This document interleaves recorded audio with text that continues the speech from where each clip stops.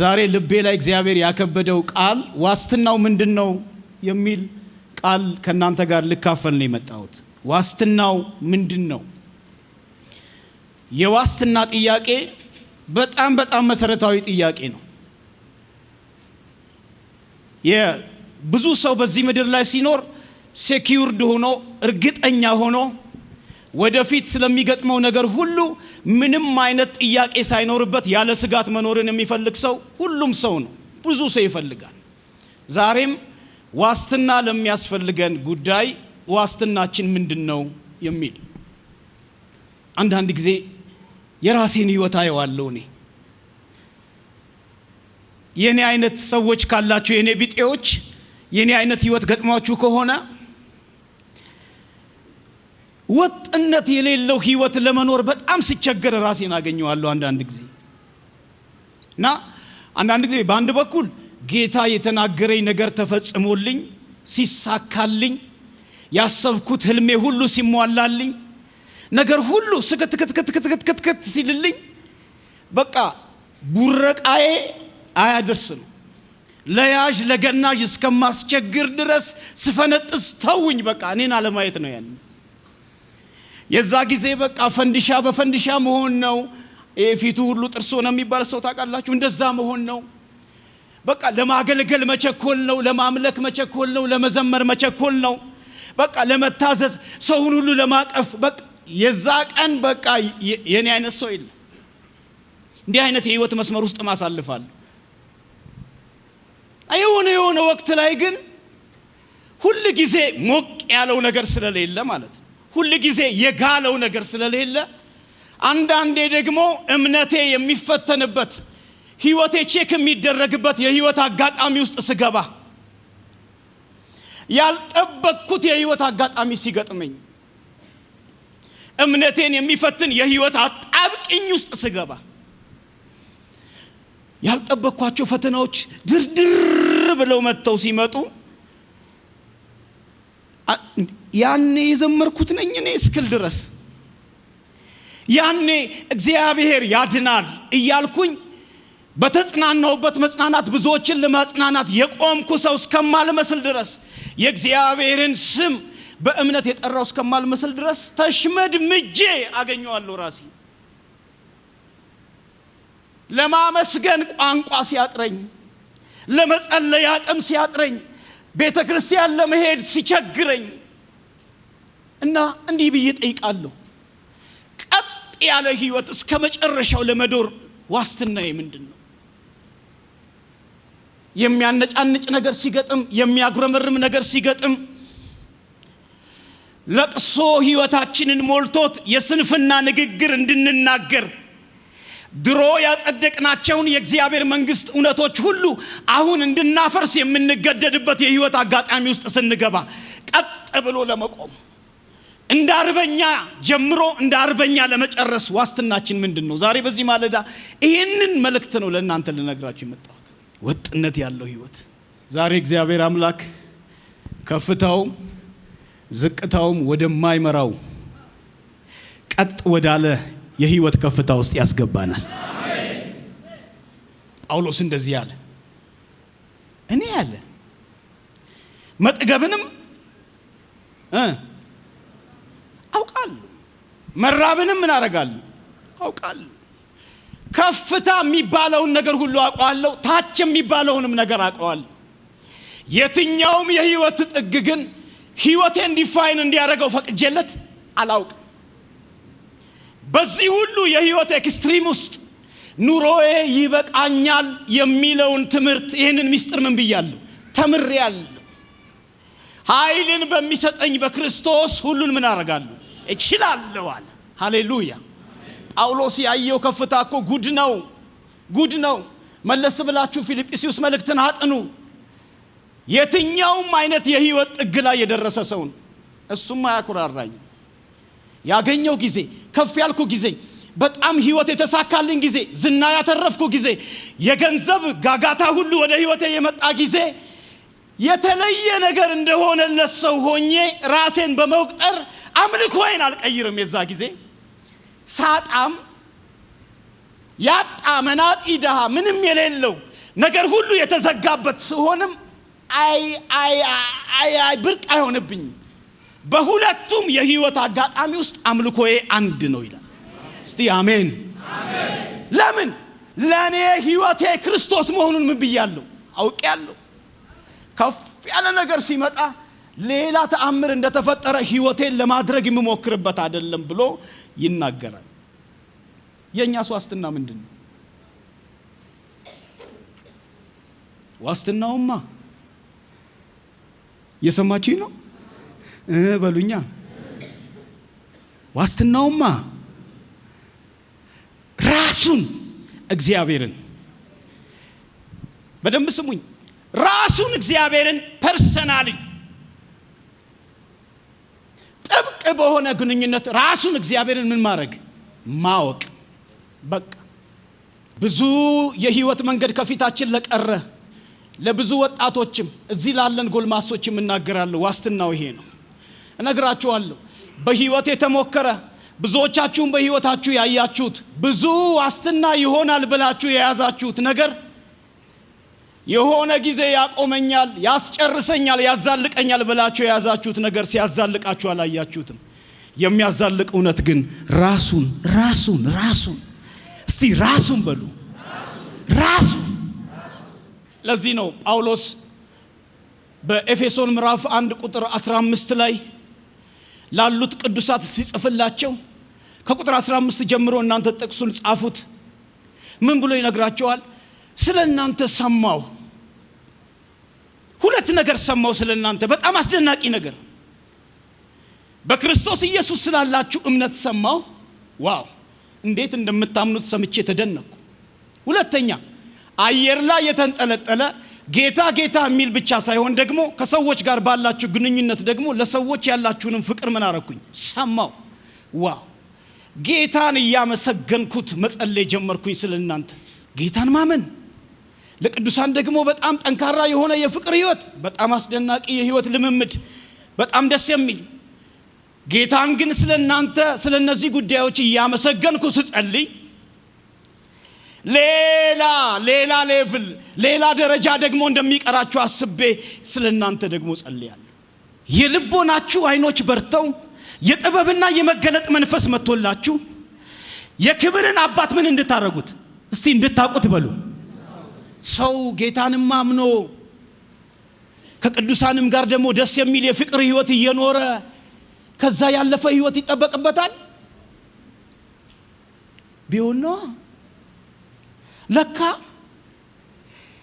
ክርስትና ለካ እግዚአብሔርን እየመሰሉ መኖር የሆነ ወቅት ላይ የሆነ የህይወት ደረጃ ላይ ደርሶ ማቆም ማለት አይደለም። የሆነ ደረጃ ላይ ደርሶ በየሳምንቱ እየመጡ መንፈሳዊ መርሃ ግብር እየፈጸሙ መመላለስ ማለት አይደለም። ወደ ጠለቀ እግዚአብሔርን ወደ ማወቅ ህይወት መግባት ይጠበቅብናል። ታቁታላችሁ እግዚአብሔርን።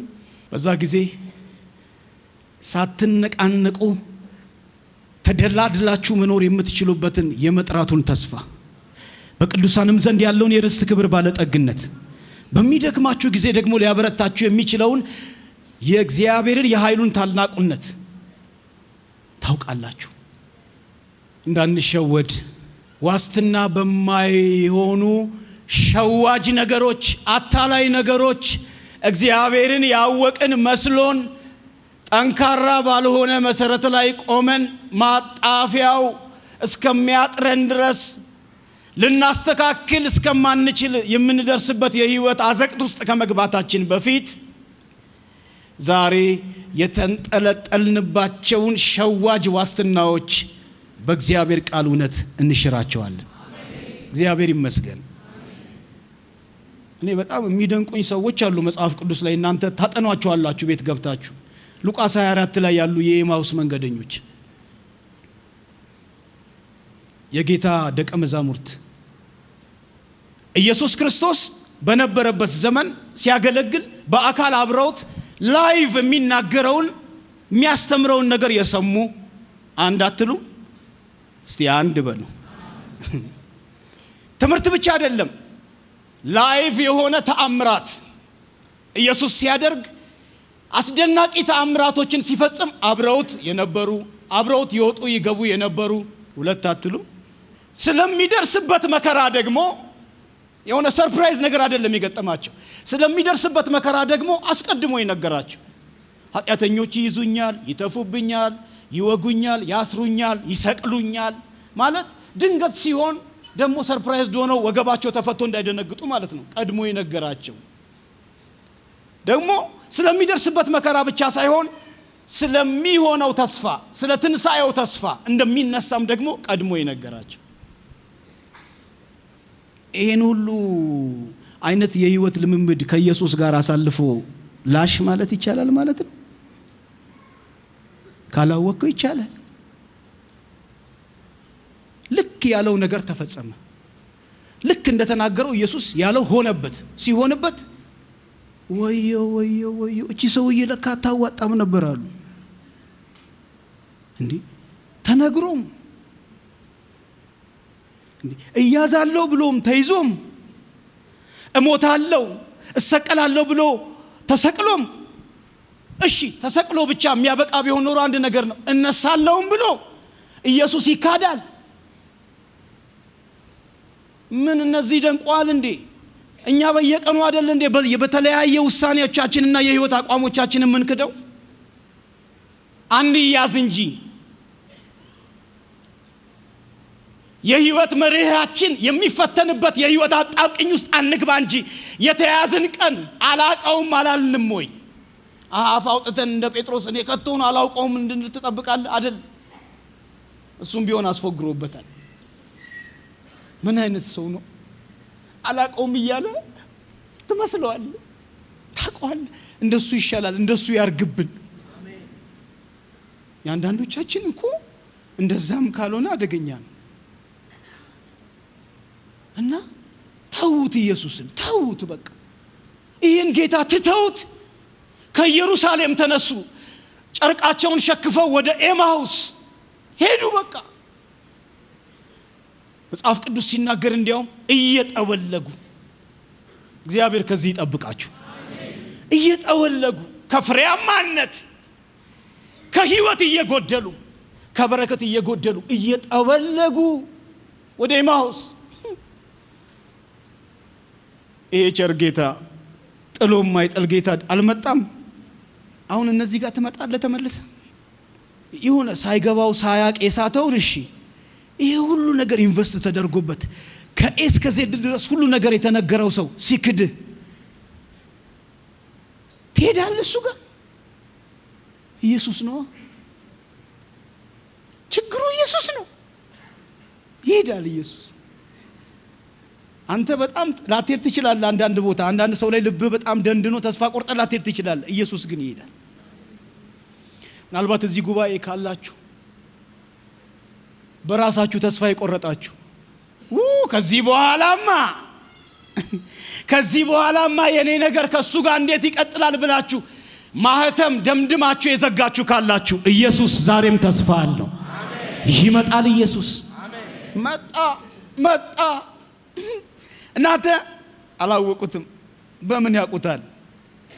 ሃይማኖታዊ ልምምድ ነው እንጂ ያላቸው፣ ያጋፉታል እንጂ ስብከት ይሰማሉ እንጂ ይማራሉ እንጂ ተአምራት ሲደረግ ያሉ ሪቫይቫል ውስጥ ሞቅ ያለው ነገር ውስጥ አሉ እንጂ ፐርሰናሊ ግን አያውቁትም። ይኸው መጣ ኢየሱስ መጣ፣ የትንሣኤው ጌታ። ምንድነው እናንተ ምን የት ነው የምትሄዱት እየተወለጋችሁ? የራሱን ጉድ ለራሱ ይነግሩታል። አልሰማህም እንዴ አንተ? ለከተማው እንግዳ ነህ። እዚህ በሰውም በእግዚአብሔርም ፊት በስራ ብርቱ የነበረው ምናምን ይሄ ደመከልቦ ነው የቀረው። አልሰማህም? ኢየሱስ ይሰማል፣ ይነግሩታል። ይሄው ጉድ አርጎን ስንት ነገር አብረነው እንደርሳለን፣ ስንት ስልጣን እንይዛለን እሱ መንግስት ሲመሰርት ብለን ተስፋ ያደረግነው ይሄው። አረ ኢየሱስ ህይወት ነው።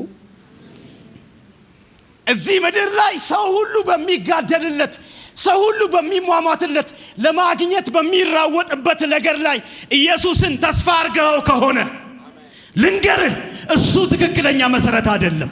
ኢየሱስ ሕይወት ነው። አሜን። አላወቁትም የሕይወትን ጌታ።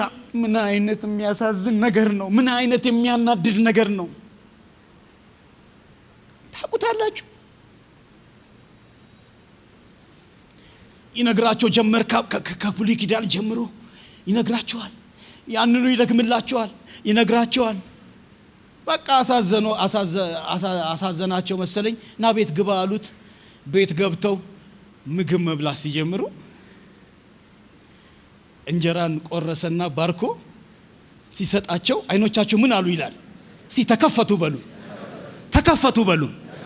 ተከፈቱ። ሲከፈቱ ያኔ ሲናገር ልባችን ሲቃጠልብን የነበረው ለካ ለዚህ ነው። አወቁት፣ ኢየሱስ አወቁት። ከዛስ የኤማሁስ ነው አሉና ወደ ትክክለኛው ቦታችን ወደ ኢየሩሳሌም እንመለሳለን ብለው ተመለሱ። ክብር ለእግዚአብሔር ይሁን። ግን በጣም በመረጃ መጥገብ፣ በጣም በመረጃ መንበሽበሽ እግዚአብሔርን ማወቅ ይሆናል። ይሄው ከነሱ አንማርም? ከነሱ የባሰ አለ። እና እንደኔ አሁን እድሉንም እያገኛችሁ እንደዚህ አይነት ቦታም ሌላም ቦታ አፍ እያስከፈታችሁ በጣም የምትተነትኑ ሰዎችም ካላችሁ ዛሬ ቁርጣችሁን እንድታውቁ፣ እሱ በጣም አሪፍ ነገር ነው። ግን እግዚአብሔርን ማወቅ ምን አሁን ለመረጃ ምን ችግር አለ ዘንድሮ? በፊትም ቢሆን ጉግል የሚባል ነበረ፣ ይጎለጉለዋል። ምን ችግር አለ ስለ አንድ ርዕሰ ጉዳይ? አሁንማ ጭራሽ ኤአይ የሚባል ጉድ መጣል። ማታውቁ በዚሁ አጋጣሚ ያስተዋውቃለሁ። አርቲፊሻል ኤአይ። አሁን ሰው አንድ ነገር ጠይቀው ቻት ጂፒቲ አለለት። በነገራችን ላይ ጥንቅቅ ያለ ስብከት ሰርቶ እንደሚሰጥ ታውቃላችሁ አይደል? አባ አፍ አስከፍቶ በጣም በተቀናጀ ቃል የተናገረው ሁሉ ምርጥ ሰባኪ እንዳይመስል፣ ሕይወት የሚያካፍል የሸካይናውን ክብር መዓዛውን የሚያመጣ ነው የሚያገለግልህ እንጂ እንደዚህማ የተቀነባበረውንማ ማንም ያመጣል። አንተ ቻት ጂፒቲ በለው አሉ ደግሞ በአይነታቸው ማት ናቸው። መረጃ ማለት ምንናገረው ነገር መያዝ ማለት እግዚአብሔርን ማወቅ ማለት አይደለም። አገልግሎት የበዛልን ሰዎች መሆናችን በጣም የተለያየ የእግዚአብሔር ጸጋ በሕይወታችን እየተገለጠ ልባችን ውልቅ እስኪል ድረስ ጠብር ግፍ እያልን ማገልገላችንም እግዚአብሔርን ለማወቃችን ምስክር ሊሆን እስቲ አይችልም በሉ። በቃ ዛሬ ይራገፍ እንጂ ብንኖር አይሻልም እንዴ?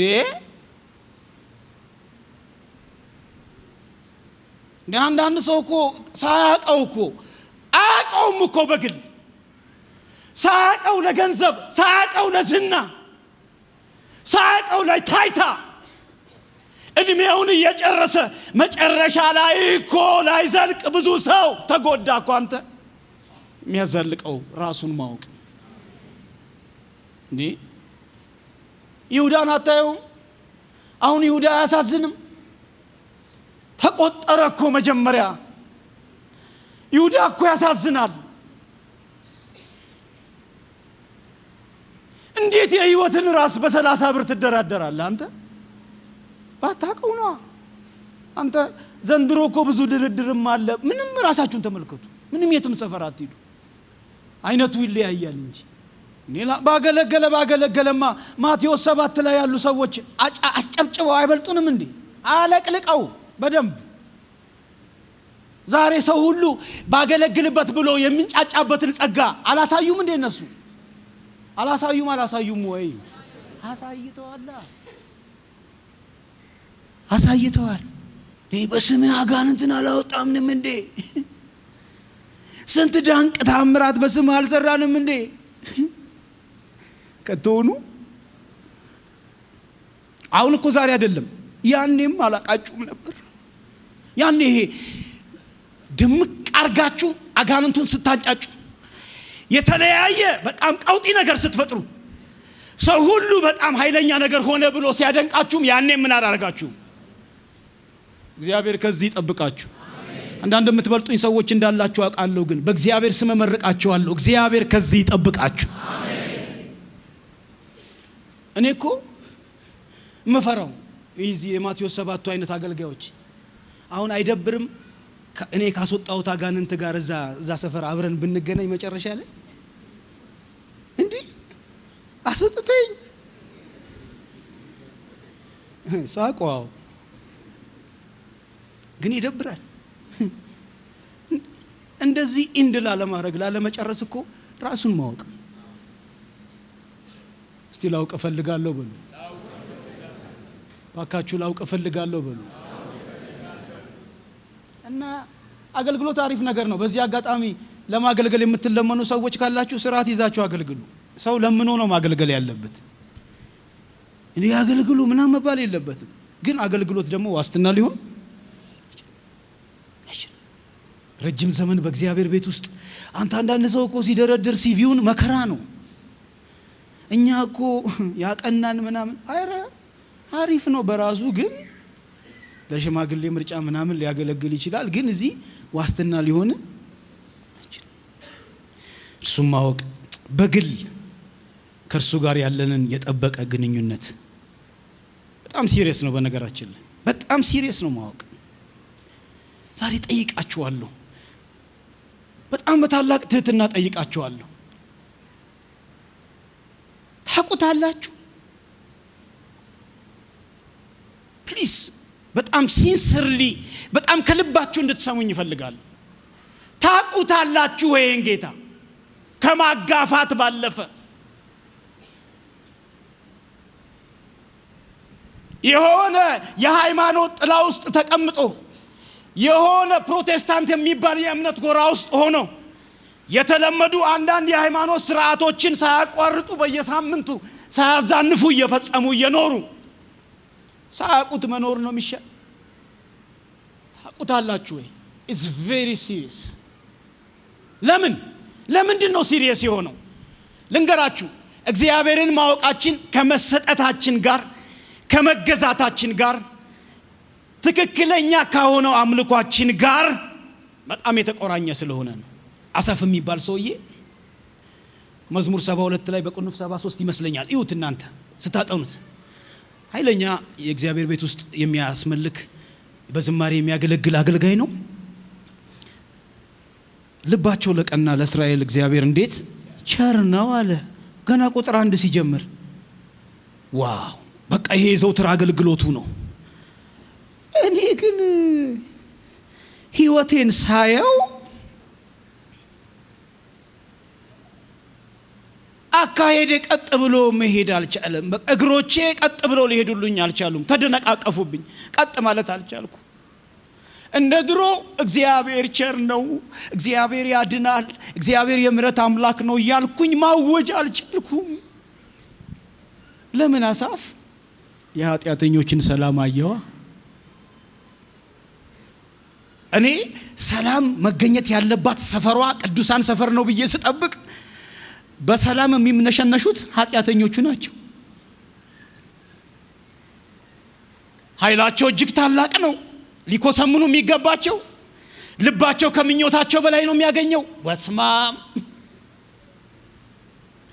በልዑል ዘንድ ምን ዕውቀት አለ ብለው እንደፈለጉ አፋቸውን ያላቅቃሉ። ምንም የለውም። ለሞታቸው መጣጣር። አሁን ቢቀና በሰው ሞት ትቀናለህ። አትያዛ። ከተያዝክ እንደዚህ ነው የምትሆነው። በሞት ሁሉ ትቀናለህ፣ በኃጢአተኛ ሞት።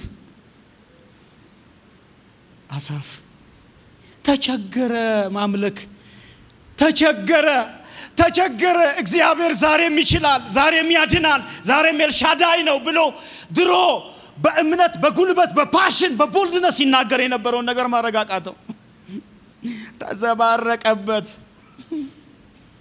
አሳፍ ለካ ዝም ብዬ ነው ስዘምር የኖርኩት፣ በቤቱ በታማኝነት ያገለገልኩት። ለካ ባጭር ቃል ምን ማለቱ ነው? ተሸውጄ ነበር ነው በቃ። እግዚአብሔር ከዚህ ይጠብቃችሁ። ግን ካፌ አውጥቼ ልለው አልኩና ቆይ እስቲ አልኳል፣ ወደ እግዚአብሔር መቅደስ ልግባ። ዋው ይሄ ቂም አለ ውስጤ፣ ይሄ ጥያቄ አለ፣ ይሄ እንቆቅልሽ አለ፣ ይሄ ግራ መጋባት አለ። ከግራ መጋባቴ ተነስቼ የመጨረሻ ውሳኔ ከማስተላለፌ በፊት እስቲ መቅደስ ልግባል። መቅደስ ስገባ አንተ ለካ መቅደስ ሌላ ጉድ ነው ያለው፣ ሌላ ታሪክ ነው። አይኖቼ ተከፍተው እግዚአብሔር እንደሚያይ እነዛ ያስቀኑኝንና ያሽመደመዱኝን ተስፋ ያስቆረጡኝን ነገሮች ሳያቸው ሂዲ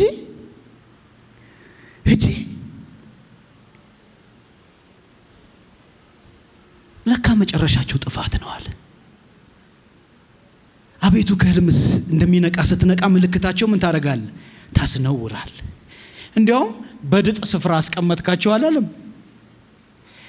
በከንቱ ሳገለግል ኖርኩ ብሎ በእግዚአብሔር ላይ የአመጽ ሐሳብ ሲያስብ የነበረ ሰውዬ ለኔ ግን እድል ፈንታዬ እግዚአብሔር ነው፣ የዘላለም መታመኛዬ እግዚአብሔር ነው ብሎ ቋንቋ አልቀየረም።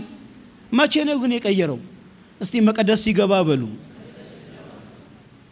ፌሎሺፕ ሲያደርግ፣ ግንኙነት ሲያደርግ፣ ወደ መቅደስ ገብቶ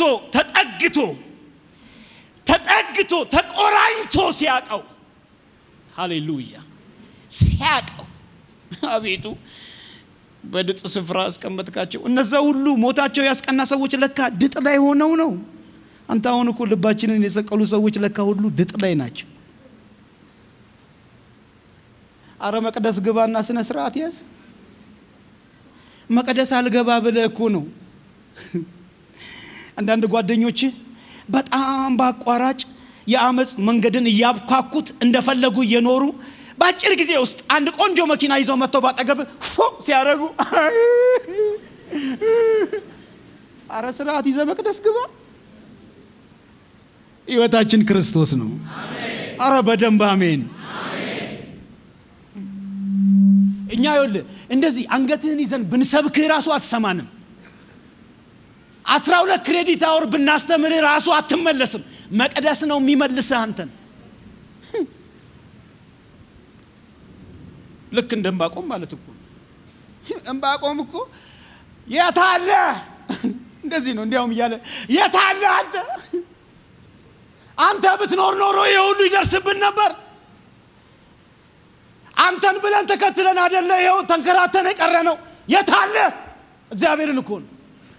እግዚአብሔር ደስ ይለኛል እኮ የፈለገ በተለፈልፍ ጸጥ ብሎ ነው የሚሰማ። ዕንባቆምን አመጣና ከነ ጥያቄው አመጣና ራሱን እኮ ነው እግዚአብሔር ራሱን ብልጭ አረገበት። ኢየሱስ ጌታ ነው። እኔ እኮ አለ ይኸውልህ ችግር የሚፈታበት መሰረታዊ 17 መንገዶች ብሎ እግዚአብሔር ጀመረ እንደ ትምህርት። እኔ አደና እግዚአብሔር ይኸውልህ ኤልሻዳዩ ሁሉን ቻዩ ኃይለኛው ጌታ ይሄው ያ ሁሉን ቆቅልሽና ጥያቄ የት እንደገባ ያቅም ዕንባቆም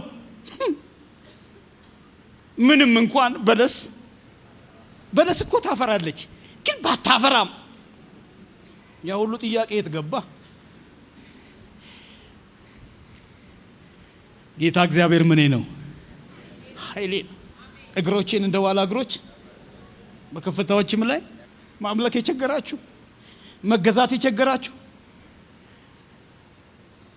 በስንት ሰበብና በስንት ምክንያት ታጥራችሁ እያስቸገራችሁ ያላችሁ ሰዎች ጠጋ በሉና ወቁት፣ ተቆራኙ። በነገራችን ላይ ለምንድን ነው ሲሪየስ የሆነው? እግዚአብሔርን ማወቅ ከራሱ ከእግዚአብሔር ዘላለማዊ አጀንዳ ጋር በጣም የተያያዘ ነው። ይህንን እናንተ አንቡት። ዮሐንስ ወንጌል ምዕራፍ 17 ቁጥር 3 አንተ ኃያል የሆንከውን የሰማይና የምድር ፈጣሪ የሆንከውን አንተን የላከውንም ኢየሱስ ክርስቶስን ያውቁ ዘንድ ይህች የዘላለም ሕይወት ናት። ምን ያደርጉ ዘንድ? ያውቁ ዘንድ። እውነተኛ አምላክ ብቻ የሆንክ አንተን የላከውንም ኢየሱስ ክርስቶስን ያውቁ ዘንድ። እግዚአብሔርን ማወቅ፣ ክርስቶስ ኢየሱስን ማወቅ ስለሱ ማወቅ እያልኩ አይደለም። በመተሻሸት በግንኙነት አብሮ ጊዜ በማጥፋት ከሱ ጋር በመቆራኘት በመገለጥ እሱን ማወቅ በጣም በጣም አስፈላጊ ነገር ነው ወዳጆቼ። አረ ህይወት በዚህ ምድር ላይ በሚገኝ ነገር አይለካም። የሚለካው እግዚአብሔርን በማወቅ ነው። ኤርምያስ በምዕራፍ 9 ቁጥር 23 ላይ እንደዚህ ያላቸው ሲነግራቸው እኮ ነው በጣም አስፈላጊ እዚህ ምድር ላይ ሰው ሁሉ ሊያገኛቸው የሚፈልጋቸውን ነገሮች አነሳ። መጀመሪያ ሲነሳ ምን አለ? ጠቢብ በጥበቡ ምን አይበል አይመካ። ጠቢብ በጣም ጥበብ አሪፍ ነገር ነው። ኃያልም በኃይሉ አይመካ። ባለጠጋስ ቢሆን ባለጠጋም በብልጥግናው ምን አይበል አይመካ። እንዴ ዛሬ ሰው ሁሉ በጣም የሚታበየውና የሚንጠባረረው እነዚህ ነገሮች ይዞ አይደለም እንዴ? ወይ ጥበብ ነው ወይ ኃይል ነው ወይ ብልጥግና ነው። ነገር ግን ሊመካ የሚፈልግ ካለ ምህረትን እና ፍርድን ጽድቅንም በምድር ላይ የማደርግ እኔ እግዚአብሔር መሆኔን ምን በማድረጉ በማወቁ እና በማስተዋሉ በዚህ ይመካ። ለምን? ደስ የሚያሰኙኝ እነዚህ ነገሮች ናቸው ይላል እግዚአብሔር። አሜን። እግዚአብሔር ይርዳን። እና በራሳችንም ህይወት በልጆቻችንም ህይወት እንደ ቤተ ክርስቲያን መሪዎችም ደግሞ በምእመኖቻችን ህይወት ጥሩ የሆነ የእግዚአብሔር ህይወት ስነ ምግባር የቅድስና ህይወት እንዲኖር ሁሉ ጊዜ እንናፍቃለን በራሳችንም ጭምር። እና ክርስትና በነገራችን ላይ ጥርስን በመንከስ በወኔ በጣም ግብ በመፍጠር የሚኖር ህይወት አይደለም። ልክ አመቱ መጀመሪያ ላይ በመናስቀምጣቸው ሪዞሉሽንስ በመናስቀምጣቸው በዚህ አመትማ ይሄን አቆማለሁ፣ ይሄን ተዋለሁ፣ ይሄን አደርጋለሁ ብሎ ያው ታቁታላችሁ ምናልባት እስከ ጥቅምት ቢሄድ ነው። ምናልባት ጥሩ ከሄደ ይሄ የሁላችንም ህይወት ምስክርነት አይደል? እንደዛ አይደለም ክርስትና የሚኖረው። በትክክለኛ የክርስትና ስነ ምግባር ለመኖር እግዚአብሔርን ማወቅ በቃ ይሄ ማማጥ አይደለም። ይሄ በጣም ጥብቅ በሆነ ክትትልም አይደለም ክርስትና የሚኖረው። በነገራችን ላይ ይሄው ብዙ ወጣቶችን እዚህ ቤተክርስቲያንም ታገለግላላችሁ አይደል? በቃ እግዚአብሔርን አስተዋውቃቸው እንዲያውቁት አድርጓቸው እንጂ የት ገባ የት ወጣ አይሰራም። እናንተ የሌላችሁ ጊዜ እንደፈለጉ ይሆናሉ። እግዚአብሔርን ስናቀው ነው። ዮሴፍ አሁን ያ ዮሴፍ ወጣት ብዙ ኒድ ያለበት ብዙ ሚንቀለቀል ስሜት ያለበት ያው በብዙ በደል የሄደ ልጅ ቢያደርግ ኃጢአት ቢሰራ እንኳን ምክንያት ያለው ብዙ መደርደር የሚችል ልጅ አይደለም ዮሴፍ ነው እኮ። አንዴ ዋሻ አንዴ ሰው ቤት ጭራሽ ከዋሻ ወጥቼ እግዚአብሔር ህይወቴን አተረፈው በኔ ሰው ሁሉ ተባረከ ብሎ ተደላለው በሚቀመጥበት ቤት ሴትዮዋ መጣ ከኔ ጋር ናተኛ ስትለው እምቢ አለ። እምቢ ስል ብትተው ምን አለበት? እምቢ ብሎ እንኳን አይ በቃ ና ብላ ልብሱን ይዛ ጎትታ ልታስገባው ስትል ከጎተተችኝማ ምን ይደረግ መቼም አላለም። እግዚአብሔር ያየኛል የሚል ዕውቀት የያዘ ስለነበር ልብሱን ትቶላት ምን አረገ? እኔማ ምናምን አትበል አትፎክር፣ እኔ እነዚህ ነከለ የሚያደርጉት ምናምን እኔ እንደነሱ አትበል። እንዴ ካላወቀው አንተም ራስህ እዛው ሰፈር መገኘት ዋስትናው ምንድነው? እስቲ እግዚአብሔርን ማወቅ በሉ፣ በግሌ ማወቅ በሉ። ወደ መጨረሻ እየመጣው ነው። ህይወትን በአሸናፊነት በአርበኝነት በድል ነሽነት ለመኖር እግዚአብሔርን ማወቅ እሱን እያወቁ መኖር በጣም ወሳኝ ነው። የእግዚአብሔር ቃል ትንቢተ ዳንኤል ምዕራፍ 11 ላይ እንደዚህ ብሎ ይናገራል። እግዚአብሔርን የሚያውቁ ህዝቦች ምን ያደርጋሉ? ይበረታሉ። ከዛስ ያደርጋሉ ይላል። መበርታት ብቻ አይደል፣ ያደርጋሉ። በድል ነሽነት ይኖራል።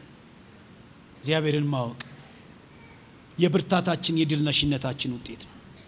ይሄንን እዛው ዳንኤል መጽሐፍ ላይ ያሉትን ታሪኮች እናንተ ቤታችሁ ስትገቡ እዩዋቸው በደንብ። ምዕራፍ 3 ላይ ምዕራፍ 6 ላይ እነዛ ወጣቶች እነ ሲድራቅ እነ ሚሳቅ እና አብደናጎ ያሳዩን እሱን አይደለም ነው እኮ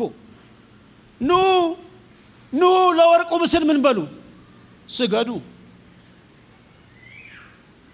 ሰው ሁሉ አቤት ጀማው ህዝብ እንዳለ ለጥ ብሎ ሲሰግድ 3 ሰው ቆሟል። ሰው እንደሚሆነው አትሆኑ። እንደዛ እኮ ነው የሚኖረው ዘንድሮ። አረ ሰው እንደሚሆነው ሁኑ እንጂ ምን ታካብዳለ? ኖ ኖ ኖ ኖ ኖ ኖ ኖ ኖ ኖ ኖ ኖ ኖ ኖ። እግዚአብሔር በእንደዚህ አይነት ጀግና ወጣቶች ኢትዮጵያን ይባርክ። ኖ አሰግድም ጨምረው እሳቱናል ጨምረው ሲጨምረው የሚርበተበቱ መስሎት 7 እጥፍ ሲያደርገው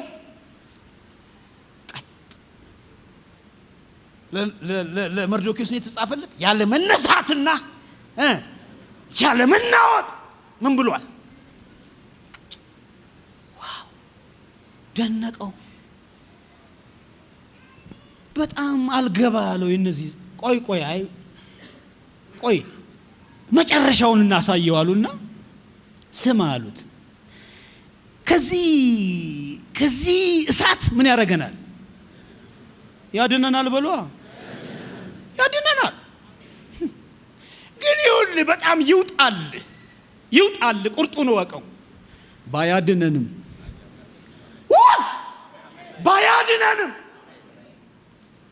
እንደዚህ ይባላል።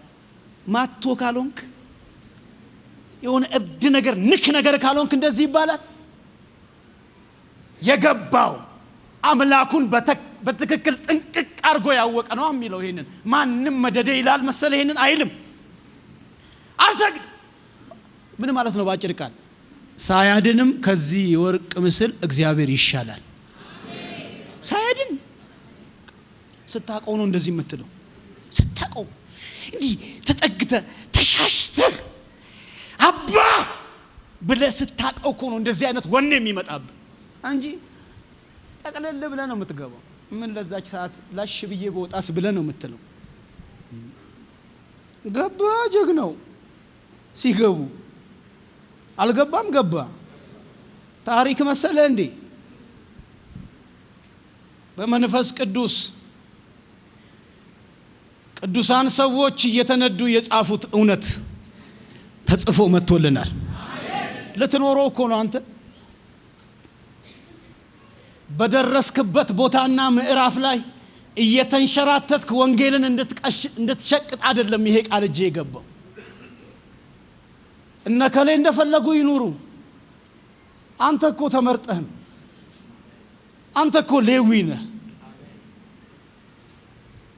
አንተ አይሁድ እኮ አይሰግድም እኮ አይሰግድም። ጦሙን ያድራታል እንጂ አይሰግድም። ህይወቱ ክርስቶስ ነው። እና አንዳንድ መንገድ ተዘጋብኝ ብሎ እግዚአብሔር ያላጸደቀውን መንገድ ለመሄድ ጥቅስ እየፈለገ አይሟሟትም። አይሁድ ሰግድም ስታቀው ነው። ታዲያ እዛ ቦታ ላይ ስትደርስ እንደው ምን ይደረጋል? ሰው እንደሆነ መሆን ነው እንጂ ዳንኤልስ ቢሆን አንበሳ ጉድጓድ ትጸልይና ለምን አንበሳ ጉድጓድ ትገባለህ? ህጉ እንደተጻፈ አውቆ የጸለየ የሚደርስበት ጣጣ ምን እንደሆነ አውቆ ቀድሞ ያደርግ እንደነበረ አንበሳ የማያስፈራው ገባ። በሶስቱ ማቅጣጫ መስኮቶቹን ከፍቶ ሲጸልይ ያዙት። አንበሳ ጉድጓድ ገባ። ቆይ ምንድነው ልዩነታችን እኛና ዳንኤል? ቆይ ምንድነው? አሁን ዛሬ ዳንኤል ጋር ብንደርስ ዛሬም ብዙ ታደርጋትና ይሄንን ታጣለ የሚለን የሚያጓራብን ብዙ ነገር አለ። ይሄንን ሁሉ ክደን ቆራጥ ሆነን ላለመቆም ምንድነው የሚለየን? ልዩነቱማ እግዚአብሔርን ማወቅ ነው። ዳንኤል ይወላችሁ ልዩነቱ ይሄ ነው። ህይወቱን ከእግዚአብሔር ውጪ አንድም ቀን ስሎት አያውቅ። ህይወት ለሱ እግዚአብሔር ነው። እና እግዚአብሔርን አስቀርተውበት አንበሳ እንደፈለገ ለምን እየቦጫጨቀ ድራማ ያጫወትበት ጉዳዩ አይደለም። እግዚአብሔር ቀርቶ እግዚአብሔር ነው ዋና። ህይወት በክስተት አይመራም። በቃ በክስተት አይመራም። ኮቪድ መጥቶ አላንጫጫንም የሆነ ጊዜ ሹዋ ያረገ ሰው ሲወስድ ዓለምን ሲንጣት አውሮፓና ሰሜን አሜሪካ ያሉ ቅዱሳን ቸርች ድር ብሎ ማያቅ ሰው ሁሉ ወደ ቸርች ሲከፈት ቸርች ሞላ። የአንድ ሰሞን ጉዳይ። ከዛስ ወደ መደበኛ ተግባሩ ሰው ሁሉ ሁኔታ የሚመራው ሰው። አሁን አጠገባችን በጣም የምንወዳቸው ሰዎች ላጥ ብለው ሲጥ ብለው ሲሞቱ አንዴ ሽው ብለው ሲሄዱ የምናቃቸው ድንገት ወይኔ ለዚህ ነው እንደዚህ መሆኑ ምናምን ለአንድ ሰው ኖ እንደሱ አይደለም ህይወት የሚመራው። ህይወት ራሱን እግዚአብሔርን በማወቅ ነው የሚመራው። እና ምን እናርግ ታዲያ? እሱን ለማወቅ እንቅረበው እናውቀው ዘንድ እንቅረበው እንከተለው ይላል አይደለ? ሆሴዕ በምዕራፍ 6 ላይ ሲናገር እንቅረበው። እስቲ ዲሲፕሊን ይኖረን። ሆም ብለን የምናደርገው ነገር ይኖረን። ሆም ብለን ደግሞ በቋሚነት የምናደርገው የሆነ ሲሸንጠን ስንሟሟቅ ምናምን የምናደርገው አይደለም። ወደ ጠለቀ የእግዚአብሔር ቃል ጥናት ውስጥ እስቲ በግላችን እንግባ። በእውነት የሚያተርፈንን ቃል እኮ እግዚአብሔር ፈልጎ ያላጠናነውን ቃል እግዚአብሔር አይነግረንም። መቼም ያልበላነውን ቃል አይነግረንም። ከብዙ ጉድ እኮ እግዚአብሔር ሊያወጣን ፈልጎ መንፈስ ቅዱስ በውስጣችን ቃል ሲፈልግ የማይገብኝም ብን ሰዎች እኮ ትንሽ አንሆንም። ቁጭ ብለን እስቲ ማንም ሰው የማይለውጠው የትኛውም ቀጠሮ አፌክት የማያደርገው ከጌታችን ጋር የምናሳልፈው ጊዜ ይኖረን። ሆም ብለን ቁጭ ብለን ከአባታችን ጋር የምናወራበት ቁጭ ብለን የምንጸልይበት። አሁን እኮ አንተ ቀለጥን እንትን እያረግን ቲክቶኩም አለ ሁሉም አለ በእጃችን እያረግን ወይኔ እንትና ሄዶ የሆነች ቢች ላይ ሲዝናና የሆነ ሃሽታግ ብሌስድ ምናምን እያለ ይለጥፍልሃል። አንተም ልብ ይቀልጣል። መቼ ነው የሚሄደው ትላለህ። ጸሎት ረሳ እንዴ? አንዲት ሴት ለፍታ ጥራ ግራ ለራሷ ጥሩ ነው፣ በጣም ቆንጆ ነገር ነው። በጣም ተክለ ሰውነቷን ፖስት እያደረገች ሰው ሁሉ አጀብ ጉድ እንዲልላት የለጠፈችውን ነገር ስታይ እንዴት ሰዓት ይበላል? በህይወት ይቀለዳል ወይ? ክሬም እኮ ነው ይሄ እግዚአብሔር የሰጠን ህይወት። ይቀለዳል ወይ? ዝጋ፣ በቃ ዝጋ። ሴት አሳይድ ስልክህን ወደዛ አስቀምጥ። ቁጭ በል። መጨረሻ ላይ ልታስተካክልበት የምትችልበት የህይወት አጋጣሚ እንዳታጣ።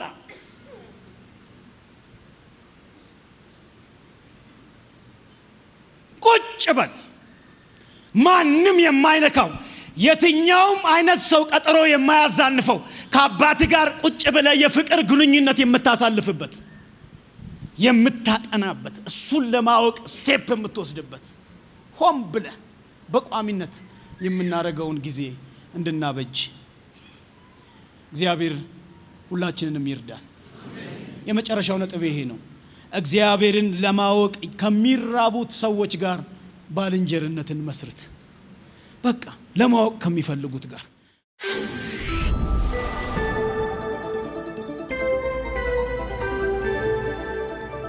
ወንጌል ይለውጣል።